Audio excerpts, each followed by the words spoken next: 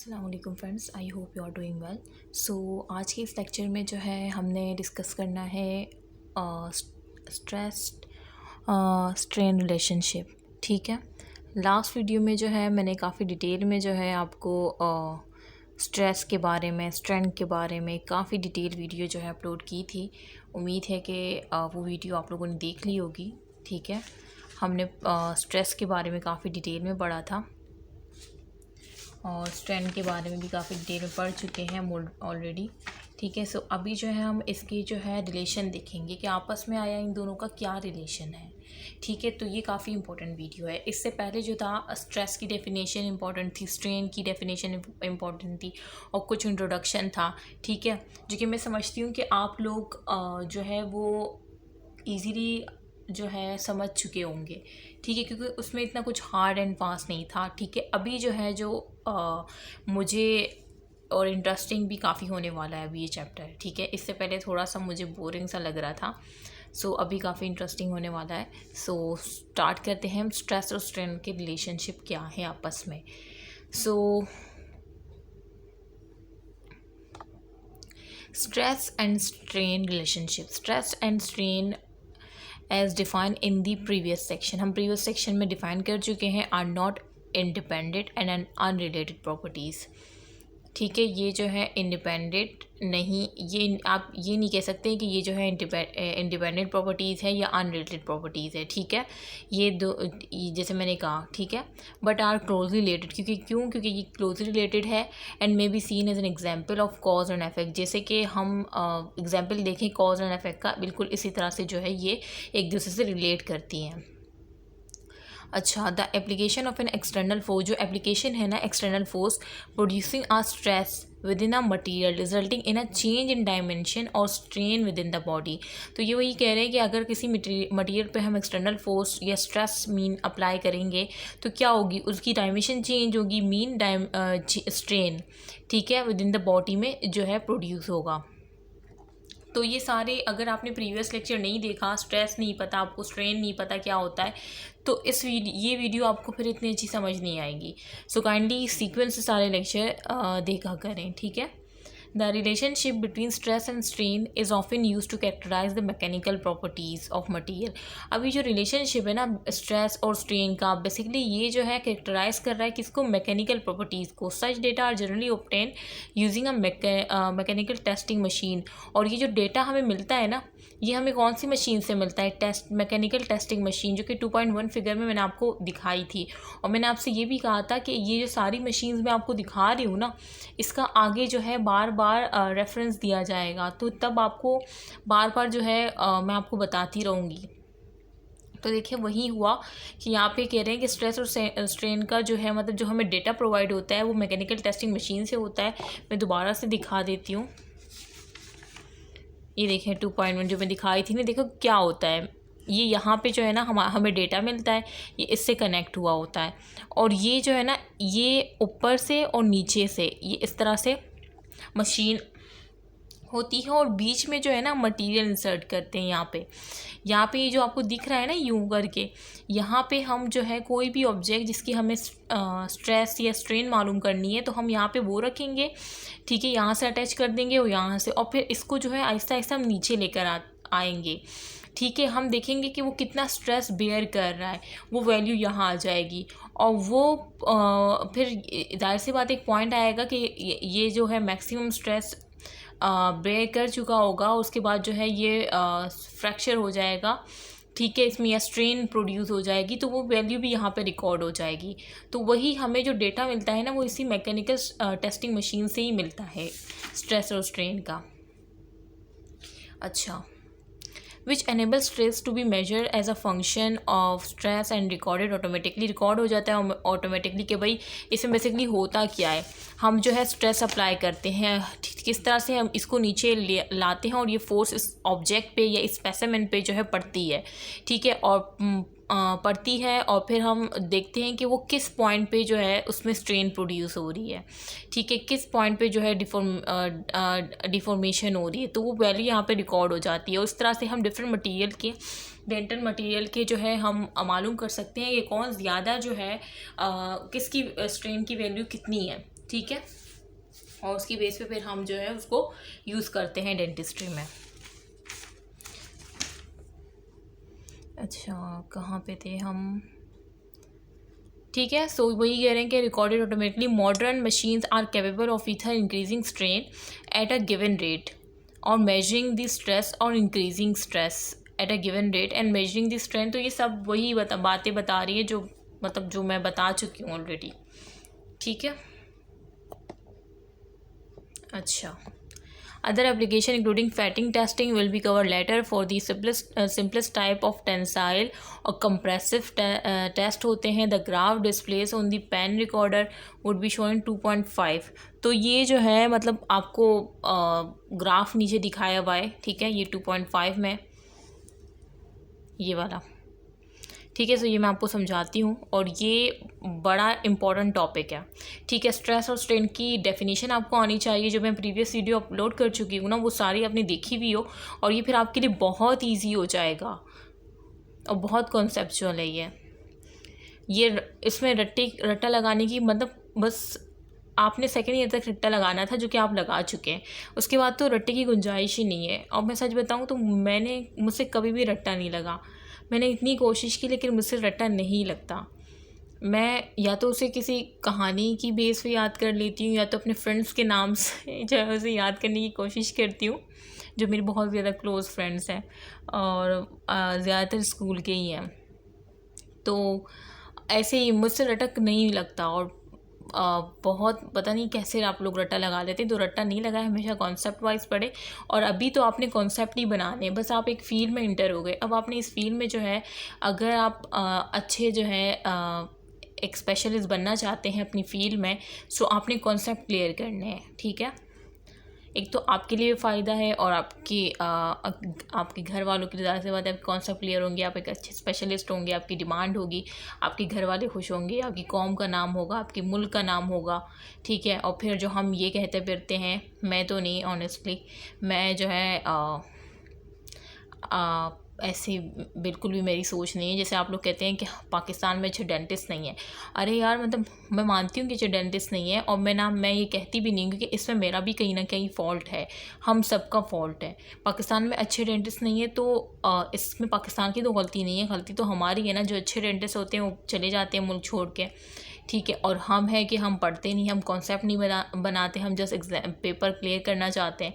तो कहाँ से बनेंगे हम अच्छे डेंटिस्ट? कहाँ से हमारी डिमांड होगी? तो कहाँ से पाकिस्तान की डिमांड होगी? जब उसके लोगों की डिमांड नहीं है तो पाकिस्तान की क्या हाक होगी?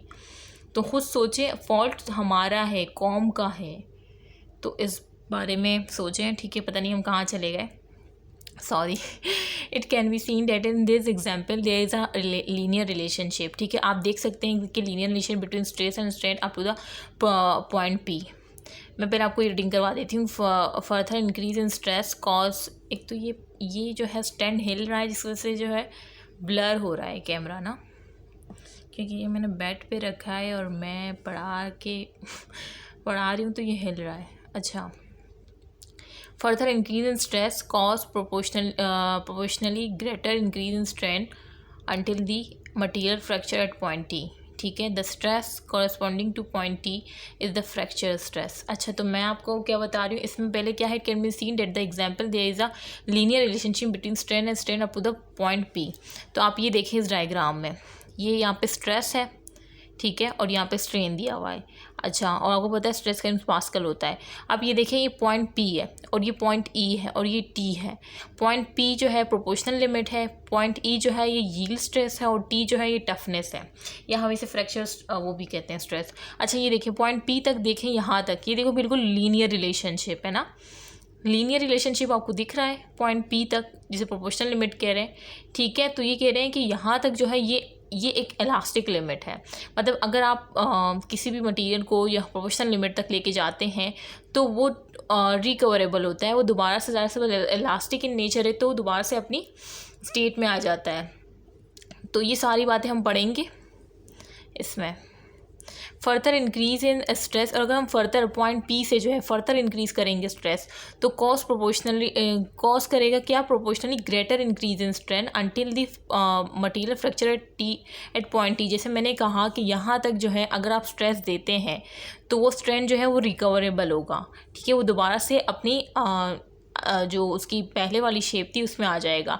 लेकिन अगर आप पॉइंट पी से आगे जाते हैं, ठीक है, तो यहाँ पे जो है फ्रैक्चर होने के चांसेस है टी तक, ठीक है, मतलब जाहिर सी बात है पॉइंट पी तक आगे जाएंगे तो आप स्ट्रेस मज़ीद दे रहे हैं, ठीक है, ग्रेटर स्ट्रेस है तो स्ट्रेन भी ज़्यादा आएगी, ठीक है, और टी पॉइंट में जो है फ्रैक्चर हो सकता है। अच्छा, further increase in stress cost proportionally greater increase in strain, जाहिर सी बात है स्ट्रेस इंक्रीज करेंगे तो स्ट्रेन भी ज़्यादा ही आएगा, ठीक है, अंटिल दी मटेरियल फ्रैक्चर, और इतना ज़्यादा आएगा स्ट्रेन, ठीक है, स्ट्रेन मीन जो डिफॉर्मेशन होगी उस मटेरियल में ना, ठीक है, वो इतना ज़्यादा आएगा कि वो फ्रैक्चर हो जाएगा पॉइंट टी पे, ठीक है, टी फॉर टफनेस। अच्छा, the stress corresponding to point T is the fracture stress, और ये टी पे जो है क्या होगा, फ्रैक्चर स्ट्रेस हो जाएगा, ठीक है, इन दी टेंसाइल टेस्ट। और अगर हम टेंसाइल टेस्ट के लिए कर रहे हो तो this give a value of tensile strength, तो ये हमें क्या वैल्यू देगी, टेंसाइल स्ट्रेंथ की वैल्यू देगी, ठीक है।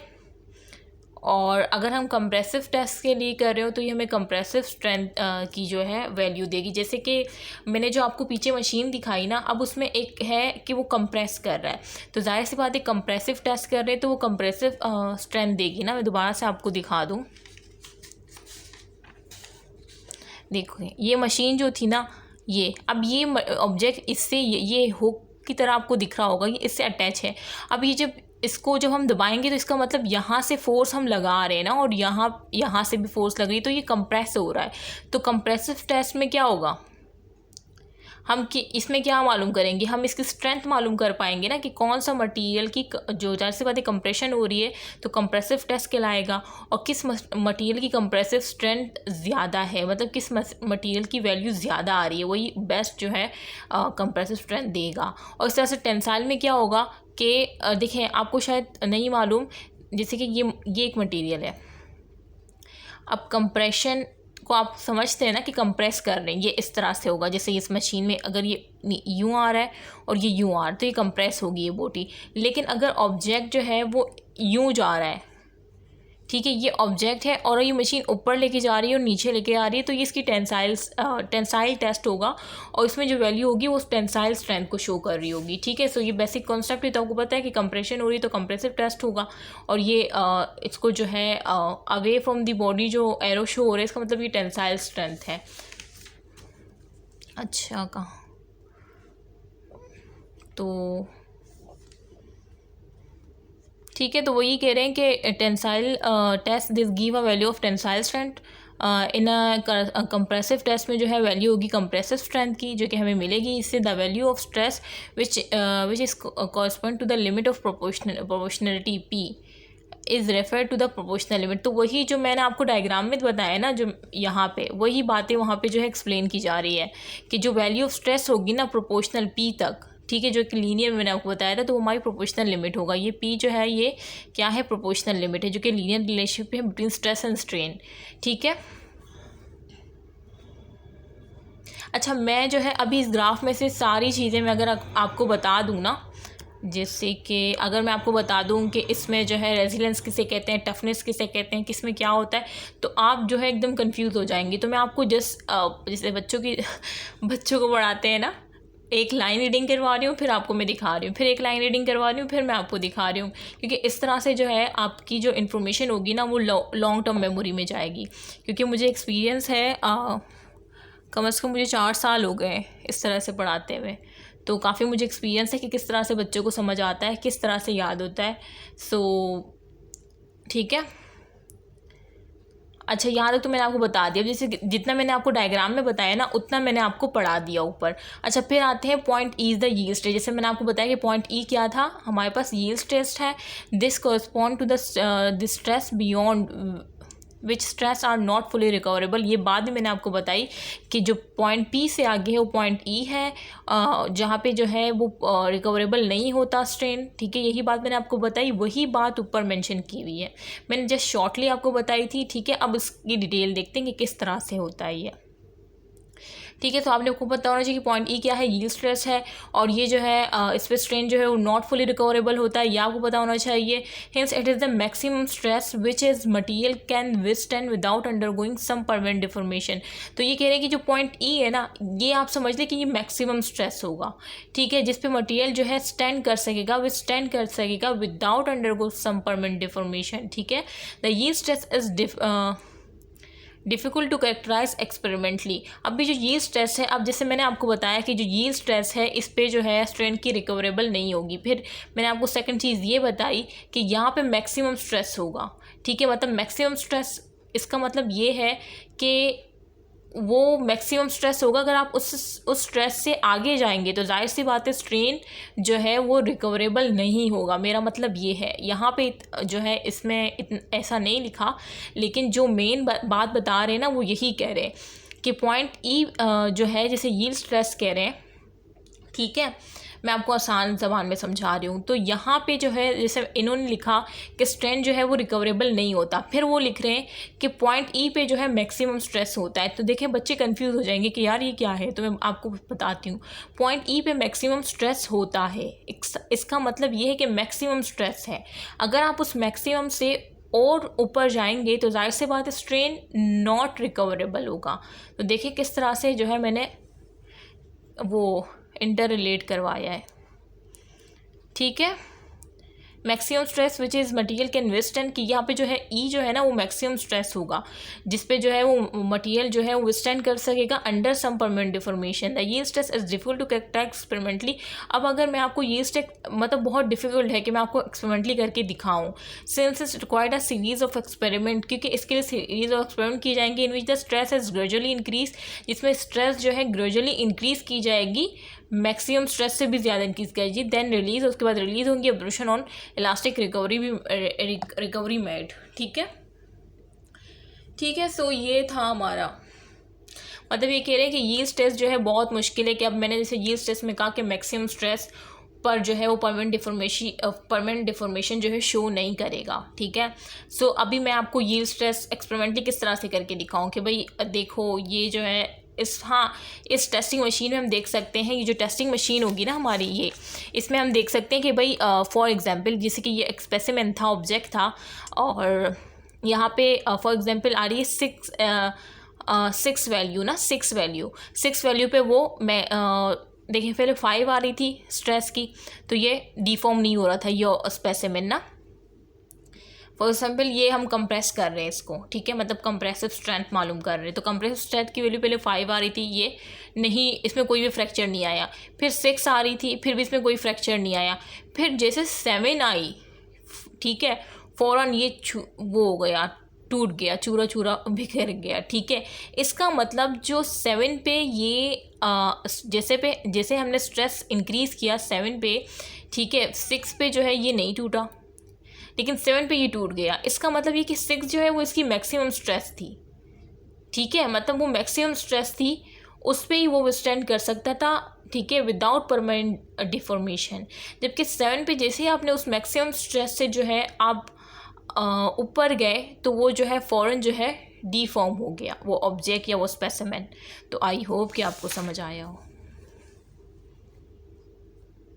एक तो मैं बहुत टाइम लगाती हूँ क्योंकि ये इस तरह से मैं टाइम लगा रही हूँ ना, तो ये आपको बहुत ज़्यादा फ़ायदा देगा, लेकिन मेरे लिए मुश्किल है क्योंकि मुझे जो है अब काफ़ी ज़्यादा कवर करवाना है। अगर इस तरह से कि मैं पढ़ाने लगी ना तो फिर तो हो गया क्या, ऊपर से हमारा मिड टर्म भी है तो उसको भी टाइम देना है।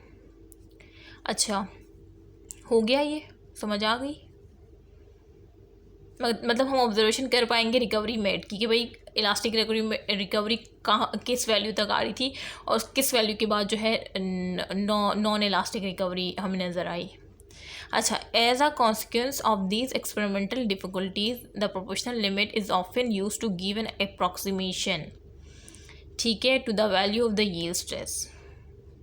When a material is reported as having a high value proportion limit, it indicates that a sample of the material more likely to withstand applied stress without permanent deformation. अच्छा, ये क्या कह रहे हैं, ये कह रहे हैं कि मतलब हम जो है प्रोपोर्शनल लिमिट को अक्सर अप्रोक्सीमेशन के लिए यूज़ कर सकते हैं, रियल स्ट्रेस में कोई इतना इंपॉर्टेंट नहीं है। लेकिन ये जो बात कह रहे हैं कि हाई वैल्यू अगर प्रोपोर्शनल लिमिट होगी तो वो इस बात की इंडिकेशन है कि सैंपल जो है वो बहुत ज़्यादा विस्टैंड कर सकता है applied stress without permanent deformation. जाहिर सी बात है हाई वैल्यू प्रोपोर्शनल लिमिट की होगी, ठीक है। हाई वैल्यू अगर होगी प्रोपोर्शनल लिमिट मैंने क्या कहा कि ये एक इलास्टिक लिमिट है। इलास्टिक मीन कि ये रिकवरेबल है, तो जितनी ज़्यादा ये high value proportional limit mean P होगा उतनी ज़्यादा जो है हमारी इलास्टिक लिमिट होगी, ठीक है। उतनी इलास्टिक लिमिट होगी तो कोई परमानेंट डिफॉर्मेशन नहीं आएगी, स्ट्रेन जो है वो रिकवरेबल होगा। सो इसमें कौन सी इतनी बड़ी बात थी, जो हम बात करते हुए आए वही यहाँ पे बता रहे हैं। अच्छा, a practical example of a situation in which a high proportional limit is required is in connector of a partial denture। अच्छा, ये जो है मैं ग्रुप में इसकी पिक्चर शेयर कर दूँगी क्योंकि ये जो है मैं अभी इसमें किस तरह से आपको दिखाऊं। देखिए पार्शियल डेंचर में जो है ना क्या होता है कि उसमें जो हम कनेक्टर लगाते हैं ना उसकी हाई प्रोपोर्शनल लिमिट होती है, ठीक है, ताकि वो जो है अपनी उसकी इलास्टिसिटी जो है मेंटेन रहे, वो डीफॉर्म ना हो। तो कनेक्टर्स अगर आप गूगल पे सर्च करेंगे ना, मैं भी ग्रुप में शेयर कर दूँगी जो हमारा ग्रुप है ना डेंटल मटेरियल लेक्चर्स का। अच्छा, जो आउटसाइडर है और जो इंडियंस है, सो मैं उनके लिए कम्युनिटी पेज पे डेंटल मटेरियल लेक्चर्स का जो ग्रुप लिंक है वो मैं शेयर कर दूंगी, तो वो स्टूडेंट जो है वहाँ से उस ग्रुप में एंटर हो। और मैं इस वीडियो के साथ ना वो पिक्चर शेयर कर दूंगी कनेक्टर की ना, ताकि आपको पता हो कि इस वीडियो से रिलेट करती है वो पिक्चर। क्योंकि कुछ स्टूडेंट ने नहीं देखी होगी वीडियो, बोलेंगे पता नहीं मैम ने क्या शेयर कर दिया, क्या मतलब है इसका। तो साथ इस वीडियो के मैं वो कनेक्टर की वीडियो, वो पार्शियल डेंचर की पिक शेयर कर दूँगी। पार्शियल डेंचर जो होगा ना, फॉर एग्जाम्पल यहाँ पे बना देती हूँ। देखिए ये पार्शियल डेंचर, ये हमारे दांत है, ये हमारे जो है यूं करके ना सारे दांत हैं यूं। अच्छा, अब ये दांत है, अब यहाँ पे जो है हमें डेंचर लगाना है, यहाँ पे हमने डेंचर लगाना है, ठीक है। तो यहाँ पे जो है डेंटिस्ट ने हमें डेंचर बना के दे दिया और हमने लगा दिया यहाँ पे यूं। अच्छा, ये जो है कनेक्ट है पीछे से एक इसके साथ जो है ना यूं पीछे से, मतलब इन दांतों की जो इसके अपने दांत थे सही वाले दांत, यहाँ से ये पार्शियल डेंचर से ये एक कनेक्टर है जो इस पार्शियल डेंचर को मिला रहा है। और ये जो कनेक्टर है ना, ये हमारे जो सही दांत है ना इसके पीछे है। ये बिल्कुल स्टील वो स्टेनलेस स्टील से शायद बनता है, आगे मैं आपको पढ़ाऊँगी। तो ये पिक्चर मैं आपको सेंड करूँगी, ठीक है। तो इसके लिए जो हमारे पास जो एक कनेक्टर है इसकी हाई प्रोपोर्शनल लिमिट होनी चाहिए, मतलब ये इलास्टिक इन नेचर हो, इसमें जो है डिफॉर्मेशन नहीं, परमानेंट डिफॉर्मेशन तक के ना आ सके, ठीक है। जैसे कि high proportional limit is required connector of partial denture. जाहिर सी बात है ये जो है खींचेगा जब ये खाना खाएगा, तो इसकी इलास्टिसिटी मेंटेन करना बहुत ज़रूरी है।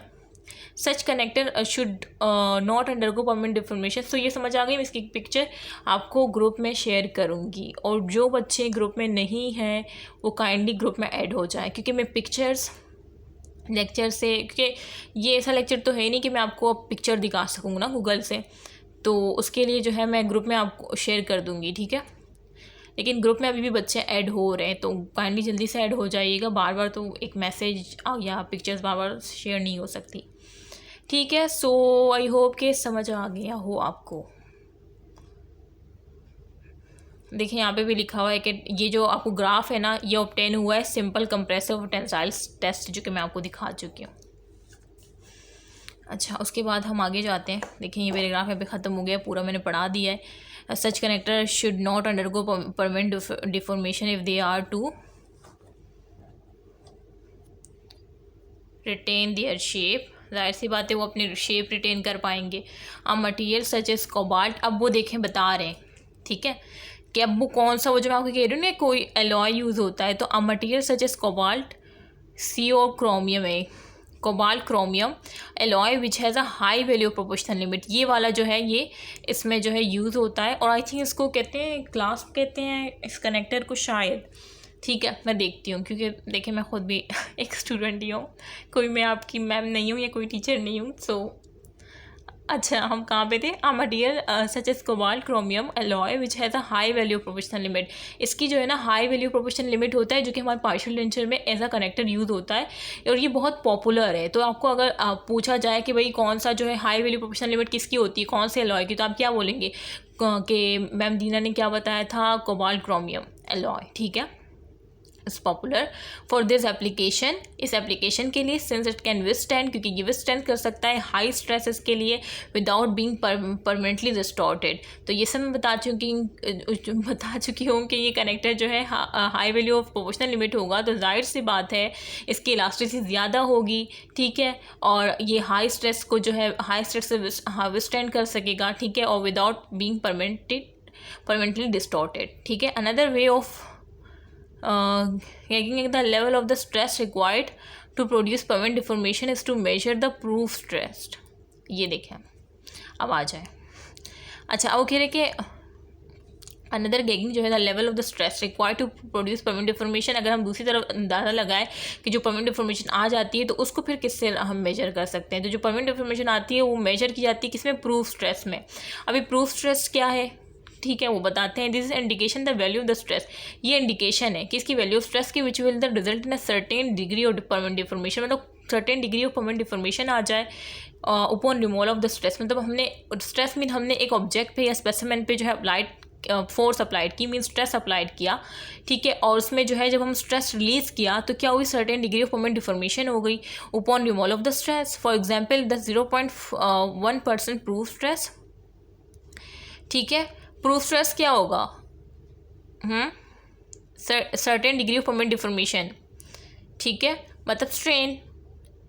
जब डिफॉर्मेशन आ रही है, खुद सोचें, स्ट्रेन क्या होता है, परमानेंट डिफॉर्मेशन हो जाना ऑब्जेक्ट में, तो 0.1 प्रूफ स्ट्रेस होगी, कॉमनली यूज फॉर एलॉय। किसके लिए use for alloy, is the level of the stress would which would result in a 0% permanent deformation. देखिए दिया हुआ भी है कि 0. प्रूफ स्ट्रेस का मतलब क्या है कि 0.1% परमानेंट डिफॉर्मेशन हो जाएगी या 0.1% स्ट्रेन इसमें दिखने को आएगा, किसमें, एलॉय में।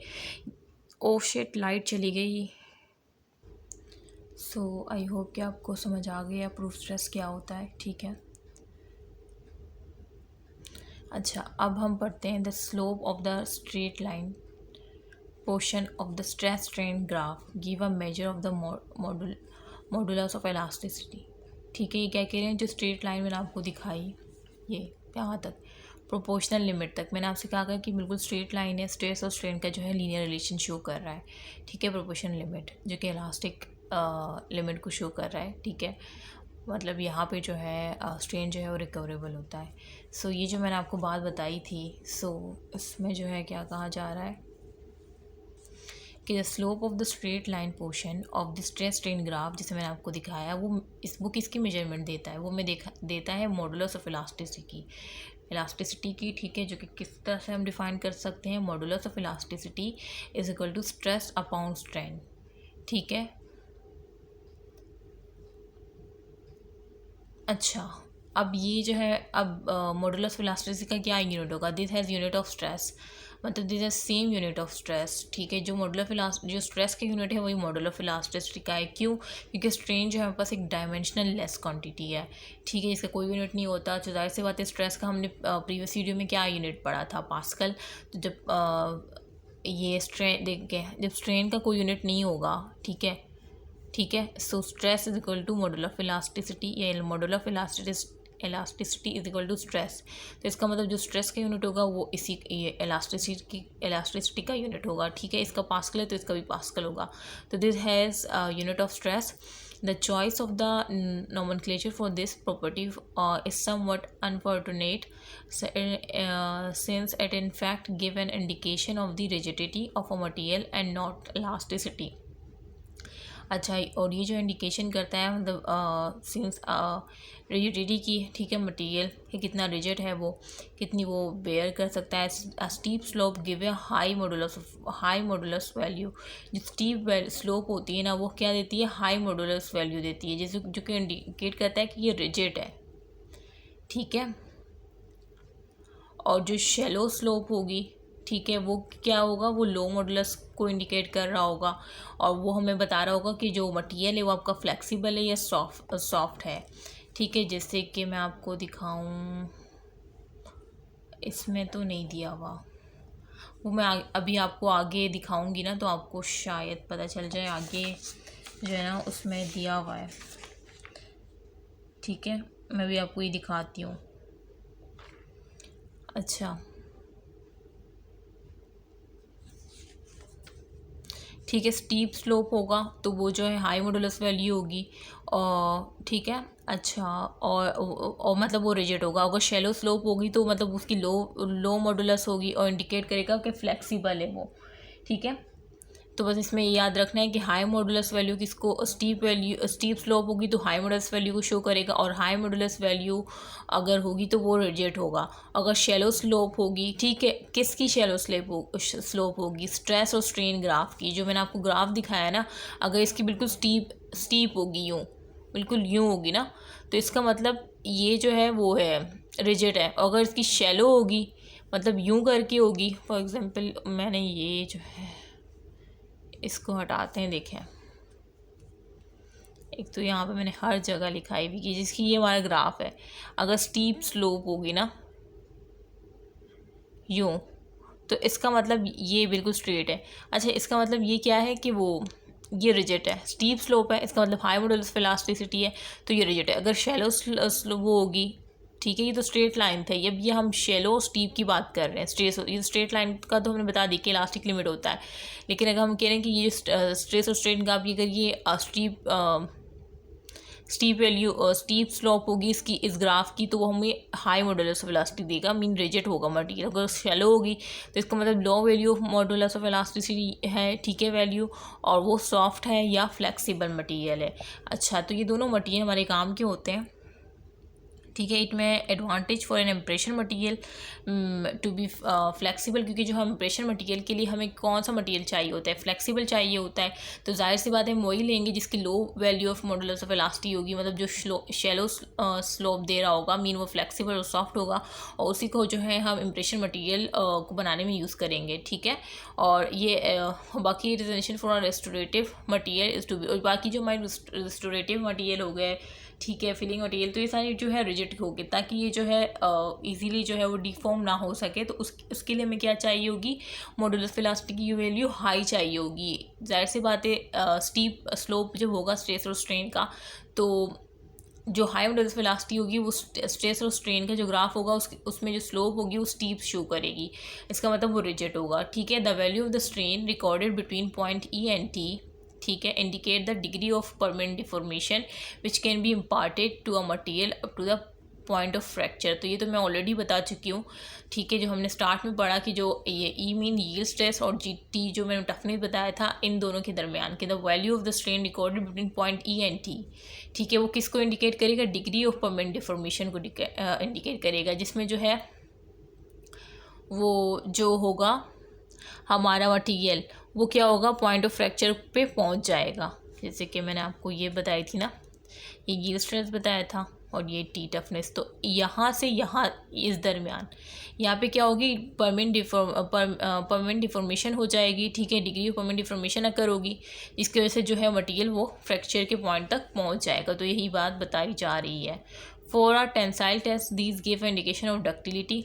अच्छा, फिर ये जो आपको बता रहे हैं ना कि ई और टी के दरमियान जो है वो मटेरियल जो है अपनी डिग्री ऑफ परमानेंट डिफॉर्मेशन तक पहुंच जाएगा, जिसकी वजह से जो है वो पॉइंट ऑफ फ्रैक्चर तक चला जाएगा। अब टेंसाइल टेस्ट में क्या होगा और कंप्रेसिव टेस्ट में क्या होगा, किसके दरमियान, इस ई और टी के दरमियान, इस ई और टी के दरमियान। इस ई और टी में मैं आपको बताया कि इसमें परमानेंट डिफॉर्मेशन जो है मटेरियल की अकर हो जाती है। अब परमानेंट डिफॉर्मेशन जो है जाहिर सी बात है, जिस तरह से मैंने जो ये ब्लर क्यों हो रही है यार, ई और टी में मैंने आपको बताया कि इसमें परमानेंट डिफॉर्मेशन अगर हो जाती है मटेरियल की। अब टेंसाइल टेस्ट में क्या होगा, उसमें मटेरियल पे क्या इफेक्ट होगा, और कंप्रेसिव टेस्ट में क्या होगा इन दोनों के दरमियान, ठीक है। वो तो हमें पता है कि ई और टी में परमानेंट डिफॉर्मेशन हो जाएगी, लेकिन जाहिर सी बात है टेंसाइल टेस्ट में अलग परमानेंट डिफॉर्मेशन हमें मिलेगी, कंप्रेसिव में अलग मिलेगी, तो वो अब हम पढ़ेंगे। देखिए, मैं बिल्कुल आपको ना वर्ड टू वर्ड और साथ में आपको दिखाई जा रही हूँ, तो इसका मतलब ये है कि आप गौर से जो है सारी चीज़ों को अंडरस्टैंड करें। ऐसे नहीं कि आप वीडियो देख रहे हैं कि आपको दिमाग कहीं और है, तो फिर इसमें तो मैं कुछ नहीं कर पाऊँगी। तो जिस तरह से मैं पढ़ा रही हूँ ना, इस तरह से हम पढ़ाते हैं, इस तरह से मैंने पढ़ाया होगा हाँ, अपनी 9 क्लास वालों को। जब मैं खुद 9 में थी और मेरे फ्रेंड्स जब मुझसे पढ़ते थे, तो मैं बोर्ड पे खड़े होकर इस तरह से पढ़ाती थी उनको, बुक लेके, और इस तरह से मुझे हर MCQs की ये MCQs आ सकता है, और जो बोर्ड पे जो डायग्राम्स होती थी, जिस तरह से मैं भी आपको दिखा रही हूँ, बोर्ड पे मैं चौक से जो है उनको करवाती थी। तो बिल्कुल ये भी अगर आपके मतलब इस तरह के लेक्चर भी अगर आप इसकी कदर नहीं कर रहे ना, तो फिर मैं क्या कहूँ, ठीक है। अच्छा, for tensile test this give indication and ductility. अच्छा, अब जैसे मैंने आपको बताया कि ईओटी में परमिट डिफॉर्मेशन अकर हो जाती है। अब टेंसाइल टेस्ट में क्या होगा कि जो मटेरियल होगा ना वो वो इंडिकेशन करेगा डक्टिलिटी, ठीक है। मतलब टेंसाइल टेस्ट में वो इंडिकेशन देगा डक्टिलिटी की, जबकि क्या होगा कि उसमें कंप्रेसिव टेस्ट में क्या होगा, इट इंडिकेट मेलेबिलिटी। और कंप्रेसिव टेस्ट में वो क्या करेगा, किसकी चीज़ की इंडिकेशन देगा, मेलेबिलिटी की। Hence a ductile material can be bent और stretch by considerable amount without fracture, whereas a malleable material can be hammer into a thin sheet. तो वही जाहिर सी बात है, टेंसाइल से हमें डक्टिलिटी की इंडक्शन दे रहा, कंप्रेसिव से मेलेबिलिटी की इंडक्शन दे रहा है। अच्छा, ये डक्टिलिटी मैंने आपको लास्ट वीडियो में बताया था, जब मैंने शायद इंट्रोडक्शन में कहीं जिक्र आया था टेंसाइल का, उसकी फ्रैक्चर का, तो मैंने आपको बिल्कुल वहाँ पे जो है भी करके दिखाया था। जिसने जो बिल्कुल सीक्वेंस से देख रहा होगा ना, उसको तो मालूम होगा कि मैं क्या कहना चाह रही हूँ। एक्चुअली मुझे यहाँ पे अपने साथ ना एक कॉपी भी रख लेनी चाहिए। देखिए फॉर एग्जाम्पल, देखिए शायद वही बना, ये जो है हमारे पास ये एक मटेरियल है, ठीक है। अब देखिए ये यहाँ से पतला होता जा रहा है, ठीक है, ये खींच रहा है। टेंसाइल में क्या है, एरो, ये अब एक दूसरे से हम खींच रहे हैं, तो ये देखिए यहाँ से मोटा है और यहाँ से पतला होता जा रहा है, ठीक है। सो ये क्या हो रहा है, इसमें डिफॉर्मेशन आ रही है, ठीक है। और किस में, टेंसाइल टेस्ट है ये। टेंसाइल टेस्ट में डक्टिलिटी होगी ना, मतलब ये लचकदार होता जा रहा है। जैसे कि ये है ना, देखिए यहाँ से ये पतला पतला होता जा रहा है, होता जा रहा है, होता जा रहा है, फिर एक ऐसा पॉइंट होगा कि फ्रैक्चर हो जाएगा, ठीक है। यहाँ से देखिए ये इसमें डक्टिलिटी आ रही है, तो टेंसाइल टेस्ट में यही होगा। अच्छा, ये क्यों आ रही है, क्योंकि हम इसको खींच रहे हैं, यहाँ से भी यहाँ से भी, टेंसाइल टेस्ट है ना। अच्छा, और कंप्रेसिव में क्या होगा कि हम उसको कंप्रेस कर रहे होंगे, जिसकी वजह से जो मेलेबिलिटी शो कर रहा होगा। और ductile can be band, ductile को जाहिर सी बात है हम बैंड भी कर सकते हैं, स्ट्रेच भी कर सकते हैं। ये हम क्या कर रहे हैं, ये हम स्ट्रेच ही तो कर रहे हैं ना उसको। देखें, ये हम इसको यूँ लेके जा रहे हैं, यहाँ से यूँ दूर लेके जा रहे हैं, यहाँ से यूँ, इस साइड से भी ये जो इस साइड से मैंने दिखाया ना कि ये स्ट्रेच हो रहा है, इस तरह से दूसरी साइड में भी स्ट्रेच हो रहा होगा, ठीक है, क्योंकि हम इसको दूर लेके जा रहे हैं, ठीक है। तो वो बैंड हो सकता है, स्ट्रेच हो सकता है by considerable amount without fracture, और फ्रैक्चर नहीं हो रहा, ठीक है, क्योंकि लचकदार है, विदाउट फ्रैक्चर। जबकि मेलेबल मटेरियल क्या होगा, वो जो है थिन शीट में कन्वर्ट हो जाएगा, ठीक है, कंप्रेस जब होगा। अच्छा, property of in use to give indication of ductility, elongation of fracture. जैसे मैंने आपको बताया कि जो देखिए जो भी मैं बता रही हूँ वो आ रहा है कि प्रॉपर्टी जो है ऑफ इन यूज होती है टू गिव एन इंडिकेशन। जो कौन सी प्रॉपर्टी, जो भी मैंने डक्टिलिटी और मेलेबिलिटी का बताया कि टेंसाइल टेस्ट में जो मटेरियल होगा वो इंडिकेशन देगा डक्टिलिटी की, और कंप्रेसिव टेस्ट में जो है वो इंडिकेट देगा मेलेबिलिटी की, ठीक है। डक्टिलिटी में लचकदार होगा और उसको हम खींचेंगे, तो देखें वो मैंने कहा कि वो खींचता चला जाएगा, फिर एक ऐसा पॉइंट होगा जहाँ पे वो फ्रैक्चर हो जाएगा, डक्टिलिटी का बताया। जबकि मेलेबिलिटी जो है वो क्या होगी कि वो थिन शीट्स में कन्वर्ट हो जाएगी, ठीक है। अच्छा, अभी जो डक्टिलिटी का मैंने बताया, अब इसमें मैंने क्या कहा कि ये एलोंगेशन ऑफ फ्रैक्चर हो रहा है, मतलब एक ऐसा, फिर ये जो एलोंगेशन हो रही है उसमें कोई ऐसा पॉइंट आएगा जिसमें ये फ्रैक्चर हो जाएगा। तो देखिए वही बात हो रही है कि a property of an use to give an indication of ductility. जो डक्टिलिटी मैंने आपको दिखाया है ना कि किस तरह से डक्टिलिटी होती है, ये एलोंगेशन एट फ्रैक्चर है, मतलब ये फ्रैक्चर से जो है एलोंगेट हो रहा है, एक जगह आएगी कि वो फ्रैक्चर हो जाएगा उसी जगह पे। Alloy used to form wires must show a high degree of ductility since they are extended considerably during the production process। अच्छा, ये कह रहे हैं कि एलॉय जो यूज़ होते हैं ना किसकी फॉर्मेशन में, वायर्स की फॉर्मेशन में, फॉर्म्स वायर, उसकी जो है हम शो करते हैं हाई डिग्री ऑफ डक्टिलिटी, ठीक है, सिंस दे आर एक्सटेंडेड। क्यों हम high degree of ductility show करेंगे, ताकि वो जो है प्रोडक्शन प्रोसेस में हम उसको जो है एक्सटेंड कर सकें, हम उसको, मतलब जाहिर सी बात है वायर्स में डक्टिलिटी होनी चाहिए, ठीक है। तो एलॉय जो यूज़ होते हैं वायर्स में, जो कि हाई डिग्री ऑफ डक्टिलिटी देते हैं, जो कि एक्सटेंड कर जाते हैं considerably during the production process के दौरान, ठीक है। तो ये आपको ये पता होने चाहिए। In addition clasp of denture constructed from denture alloy can be altered by bending. देखिए ये वही बात आ रही है जो इससे पहले मैंने कनेक्टर में आपको बताया था, जिसमें आपको क्लैप्स का बताया था। तो ये वही कह रहे हैं कि इन एडिशन क्लैप्स जो होते हैं ना डेंचर के, कंस्ट्रक्टेड फ्रॉम डक्टाइल एलॉय, जो मैंने आपको बताया था ना कि पार्शियल डेंचर में एक वो लगता है, कनेक्टर लगता है, तो वही क्लेफ्स जो है वो भी कंस्ट्रक्ट होते हैं डक्टाइल से, ताकि उसमें उनमें डक्टिलिटी मेंटेन रहे और वो जो है फ्रैक्चर ना हो, ठीक है। Ductile alloy can be altered by bending, ताकि वो बेंडिंग से जो है वो तब्दील हो सके, ठीक है। जिस तरह से हम बाइटिंग करते हैं या मेस्टिकेशन होती है, तो वो जो है क्या हो, वो भी बेंडिंग, उसकी भी बेंडिंग हो सके, ठीक है, मतलब वो भी डक्टिलिटी शो कर सके। अच्छा, the malleability of stainless steel is utilise when forming a denture base. अब ये जो मेलेबिलिटी होती है ना, ये स्टेनलेस स्टील जो होती है, ये स्टेनलेस कहाँ पे यूटिलाइज होती है, ये फॉर्मिंग अ डेंचर बेस, जो फॉर्म करते हैं ना डेंचर बेस, ये एक टेक्निक है, स्वेगिंग टेक्निक, ठीक है। इसमें क्या होता है कि हम डेंचर बेस रखते हैं और एक मशीन टाइप होती है, आप अगर गूगल करेंगे, मैं सेंड भी कर दूँगी स्वेगिंग टेक्निक क्या होती है। उसमें फिर जब वो कंप्रेस करती है तो उसकी मेलेबिलिटी का पता चल जाता है। जैसे कि ये यार, ये जो मैंने आपको ये 2.1 में मशीन दिखाई है ना, बिल्कुल इसी तरह से होती है, लेकिन ये इस तरह से नहीं होती, वो जो है ना इस तरह से होती है, ठीक है। इस तरह से उसमें एक चीज़ होती है और ये यहाँ पे स्पेसिमेन रखा जाता है और ये कंप्रेस होता है, ठीक है। तो उसमें ये होता है, हम कहाँ पे थे, ठीक है। तो स्वेगिंग टेक्निक मैं बताई थी कि उसमें पता है हम डेंचर रखते हैं, फिर वो जो मैंने आपको बताया ना कि जहाँ पे हम रखते हैं, जैसे कि ये मशीन है, ये स्वेगिंग टेक्निक इस तरह से होती है, यहाँ पे हमने अपना डेंचर बेस रखा